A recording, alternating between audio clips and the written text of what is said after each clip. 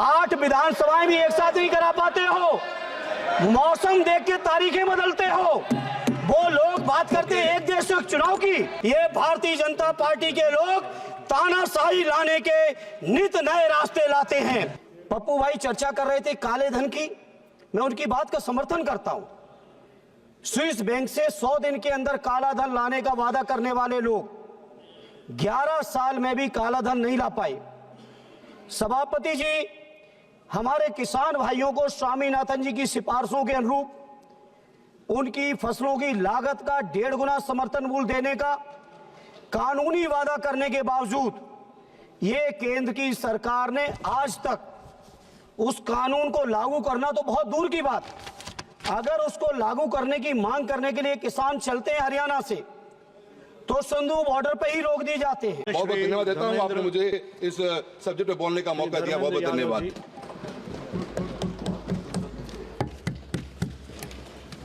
धन्यवाद सभापति जी।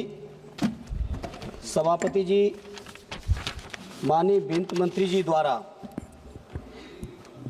2024-25 के लिए जो लाई हुई अनुपूरक मांगे हैं उसका मैं अपनी पार्टी की ओर से पुरजोर विरोध करता हूं। विरोध केवल इस बजट के लेने का या स्वीकृति देने का नहीं है, सरकार की एक प्रक्रिया है, बजट आप लेंगे। सवाल इस बात का है सभापति जी कि जिस मुद्दों पर, जिन बातों के साथ, जिन वादों के साथ आज ये सरकार दिल्ली में बैठी है, मैं पूछना चाहता हूं कि हर साल 2 करोड़ रोजगार देने का वादा करके आजाद भारत की सबसे ज्यादा बेरोजगारी दर अगर कभी हुई है तो आज की तारीख में है। लेकिन वित्त मंत्री जी, इस मुद्दे पर कभी आपकी बात नहीं निकलती है। पप्पू भाई चर्चा कर रहे थे काले धन की, मैं उनकी बात का समर्थन करता हूं। स्विस बैंक से 100 दिन के अंदर काला धन लाने का वादा करने वाले लोग 11 साल में भी काला धन नहीं ला पाए। सभापति जी, हमारे किसान भाइयों को स्वामीनाथन जी की सिफारिशों के अनुरूप उनकी फसलों की लागत का 1.5 गुना समर्थन मूल्य देने का कानूनी वादा करने के बावजूद ये केंद्र की सरकार ने आज तक उस कानून को लागू करना तो बहुत दूर की बात, अगर उसको लागू करने की मांग करने के लिए किसान चलते हैं हरियाणा से तो संधू बॉर्डर पे ही रोक दिए जाते हैं, नहीं मानते हैं तो जेलों में डाल दिए जाते हैं, उन पर फायरिंग की जाती है, ढोंग करने के लिए फूल भी बरसाए जाते हैं, उसके ऊपर से फायरिंग कर दी जाती है।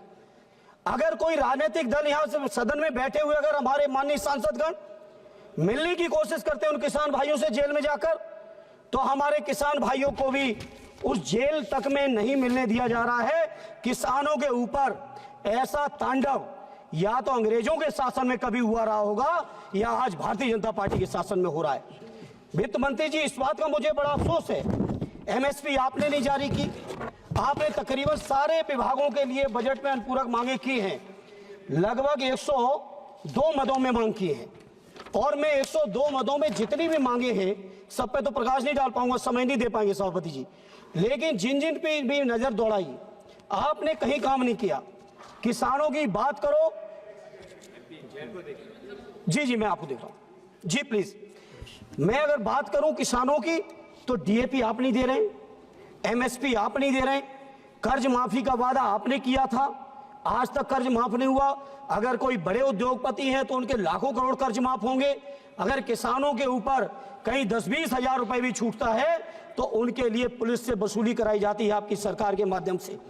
इसे मैं इस मौके पर मांग करता हूं अपने किसान भाइयों के लिए, जैसे समाजवादियों ने कभी व्यवस्था बनाई थी, सदैव नेताजी ने उत्तर प्रदेश के अंदर किसानों को पेंशन देने का काम किया था, हम चाहते हैं केंद्र सरकार हमारे किसानों को भी पेंशन दे, हमारे मजदूरों को भी पेंशन दे।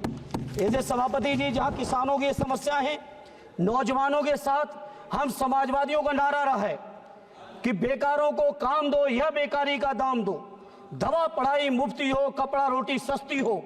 मैं अपने नौजवानों के लिए मांग करता हूं केंद्र की सरकार से कि प्राइमरी से लेके, नर्सरी से लेके और पोस्ट ग्रेजुएशन और रिसर्च तक की हमारे नौजवानों को पढ़ाई मुफ्त कराई जाए।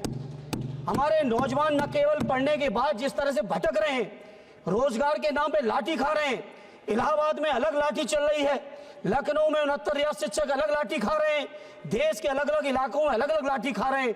उनके नौजवानों को लाठी ना मिले बल्कि सरकार की ओर से नियुक्ति पत्र मिले, ये हमारी आपसे प्रार्थना है। आज उत्तर प्रदेश के अंदर अकेले हम बात करें 2 लाख से ज्यादा शिक्षकों के पद खाली पड़े हैं। तो ये केंद्र की सरकार के लोग जवाब दें, आखिर उन पदों को कब भरने का काम करेंगे। पेट्रोलियम के दाम के नाम पर लगातार, ये सही है कि प्रधानमंत्री जी की बात का विश्वास देश की जनता ने किया, उनकी बातें, उनके भाषण पे लोगों ने भरोसा किया, हमें विपक्ष के होने के बावजूद स्वीकार करने में संकोच नहीं है। लेकिन वित्त मंत्री जी जब इतना भरोसा किया है तो आखिर उस भरोसे को पूरा करने की जिम्मेदारी किसकी है। इसलिए मैं आज आपसे कहना चाहता हूं, पेट्रोलियम के दामों का सवाल है, कृपया जब यूपीए की सरकार थी सभापति जी तो बहुत लंबी लंबी बातें की गई। उस समय पेट्रोल का दाम केवल 70 रुपए था 14 में, और आज बढ़ के 100 रुपए हो गया। सभापति जी अभी तो शुरुआत कर पाए हैं, कृपा करिए। डीजल का दाम केवल 57 रुपए था उस समय, आज 90 रुपए है। सभापति जी इसी तरह से I will decide whether it is a warning or final. I will decide, please. No, I have given him a lot of opportunities. I am giving you 30 seconds. Please conclude. सभापति जी, Okay, 1 minute. Please conclude. Gas का दाम 1200 था, 400 था, आज 1200 हो गया है।